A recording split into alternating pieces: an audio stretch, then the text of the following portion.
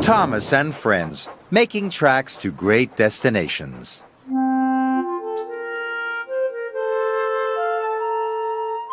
Dear Christopher, here is your friend Thomas the Tank Engine. He wanted to come out of his station yard and see the world. These stories tell you how he did it. I hope you will like them because you helped me to make them. Your loving Daddy.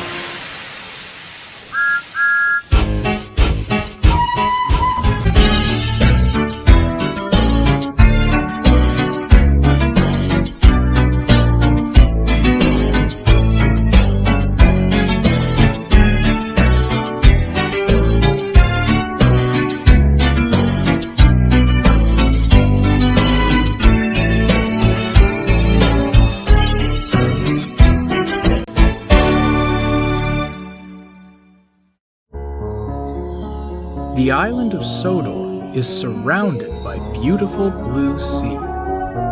It has fields of green and sandy yellow beaches. There are rivers, streams, and lots of trees where the birds sing. There are windmills and a coal mine and docks where visitors to the island arrive. The island also has lots and lots of railway lines. Who's that puffing down the track?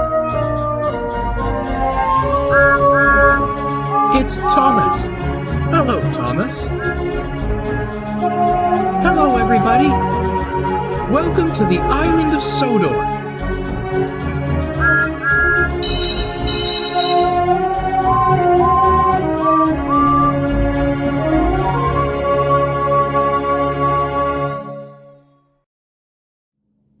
Edward and his wheezing trouble.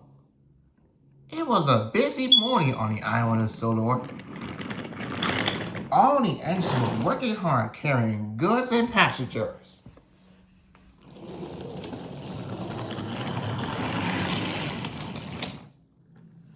They cheerfully jumped up and down the line making great time.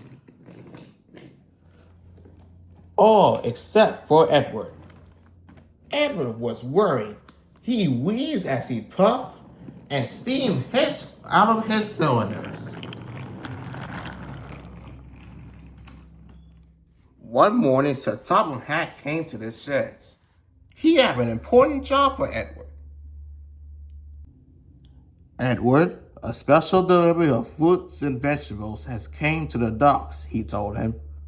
I want you to collect it and take it to Napper. Yes, sir, said Edward. But he was worried about his wheeze. It felt worse today. Thomas, you are to go to the docks and shut Edward's train. Then after that, you can carry on with your usual jobs. Yes, sir, said Thomas eagerly. Thomas and Edward made their way to the docks. But on the way, Edward had to stop at a water tower. He tried to stop wheezing, but it was no use. What's the matter, Edward? Asked Thomas. You don't sound well. Oh, I can't seem to get enough steam properly, said Edward.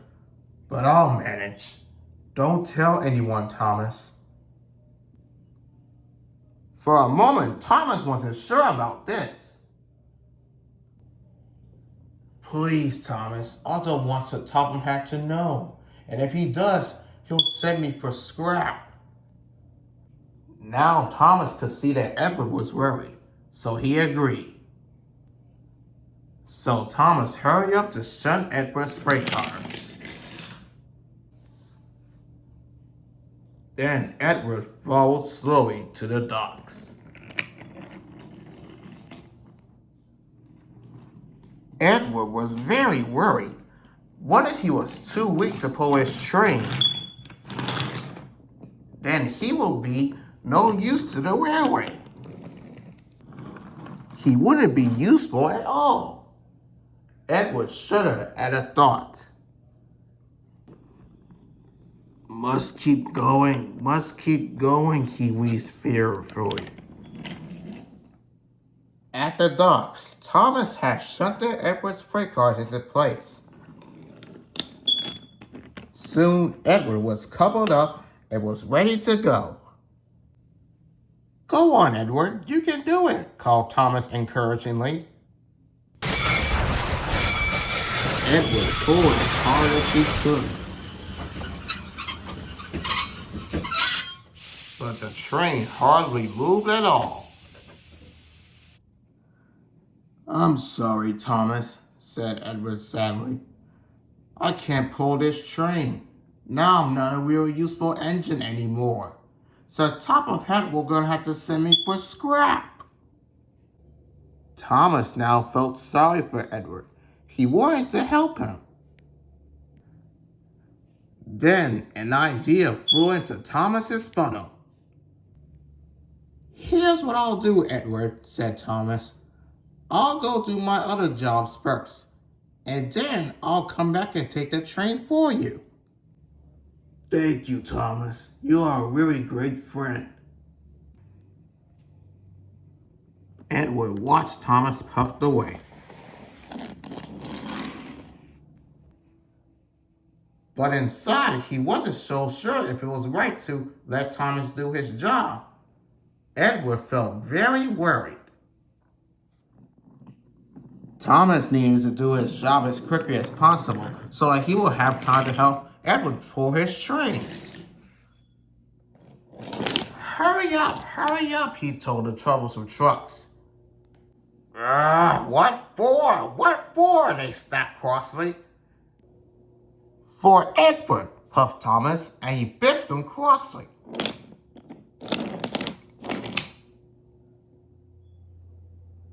Back at the docks, Edward waited sadly by his train.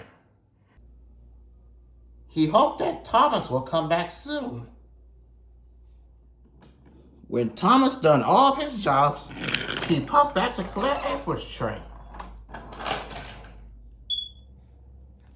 Edward was pleased to see him again.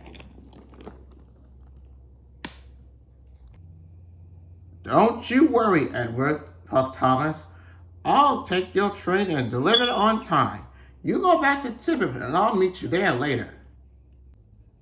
Thank you again, Thomas, said Edward. And Thomas pulled away with Edward's train.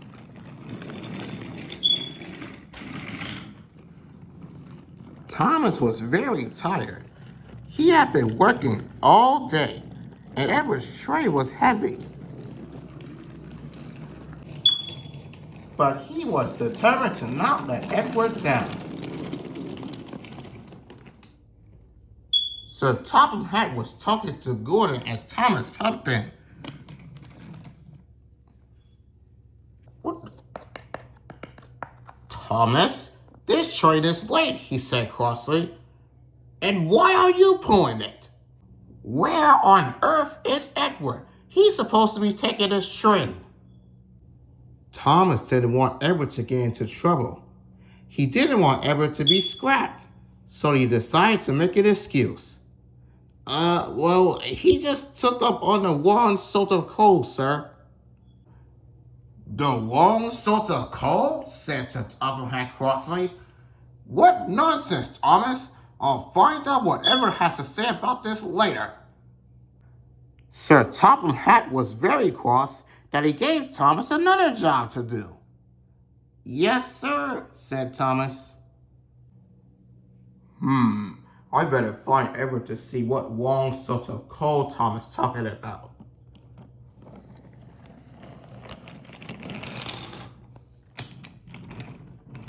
Gordon steamed into the countryside. And there he found Edward having a rest. What's all this about the wrong sort of coal? Gordon asked. Edward looked puzzled. The wrong sort of coal? Gordon told Edward all about Thomas and Sir Topham Hatt. Edward now felt bad. He wanted to put things right. So he decided that he must go to Napper to see Sir Topham Hatt straight away. Edward wheezed his way to the station. His firebox felt feeble. His wheels felt weak, but he battled on to Knapford Station. At last, Edward made it to the station. He found Sir Topham Hatt waiting beside Thomas. "It's all my fault, sir," he said sadly. "I asked Thomas to do my work for me. I was afraid of you sending me for scrap. I am very sorry. I should have talked to you this morning." "Edward," said Sir Topham Hatt, "you should always tell me that you have a problem with your cylinders or whatever. I will never send my number 2 engine for scrap. You are a loyal, hard-working, and very useful engine. I will send you to the fitters' yard, and then you will be one as good as new engine." "Thank you, sir." Edward was very relieved. And even Thomas was tired from all of his extra work, but the two agreed. Even when it's hard, it's always best to tell the truth.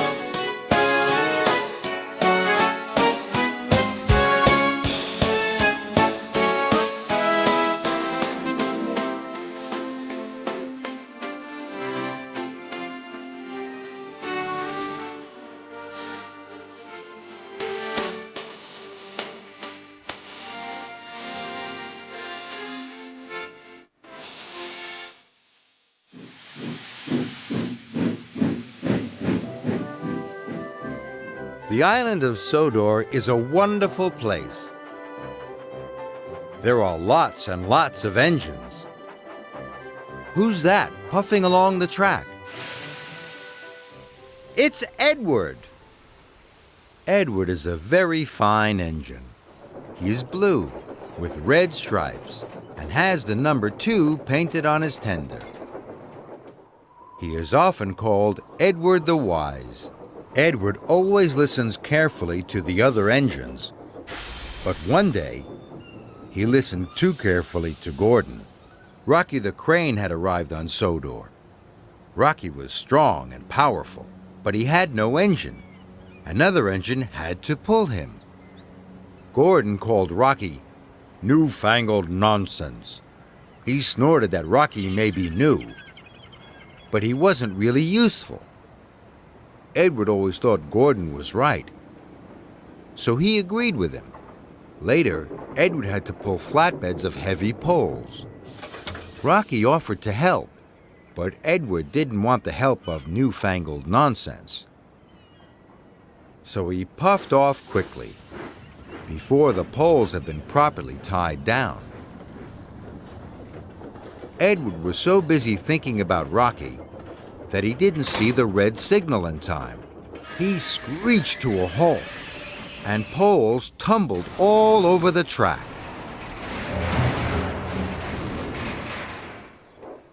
Emily and Thomas couldn't puff through.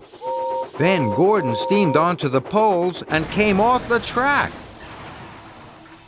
It was a terrible mess.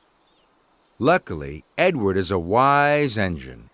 He knew that he and Gordon had been wrong to say Rocky wasn't really useful, and now he knew he needed Rocky's help. Edward brought Rocky to the poles, and Rocky cleared the tracks in no time.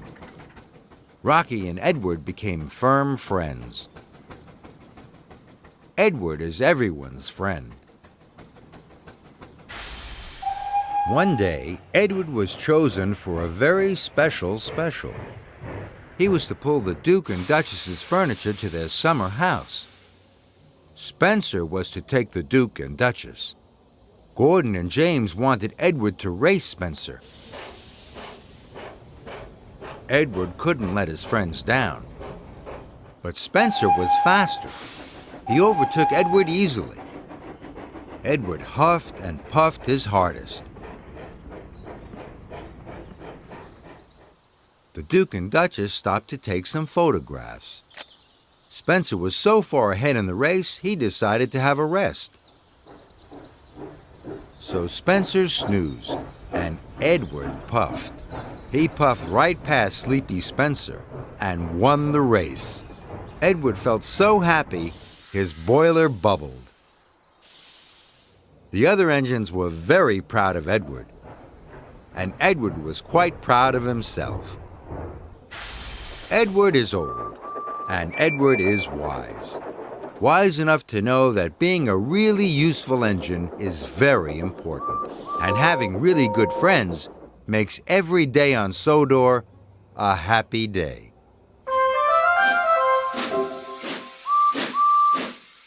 Thomas, Toby, and Percy are taking some children to their favorite place today.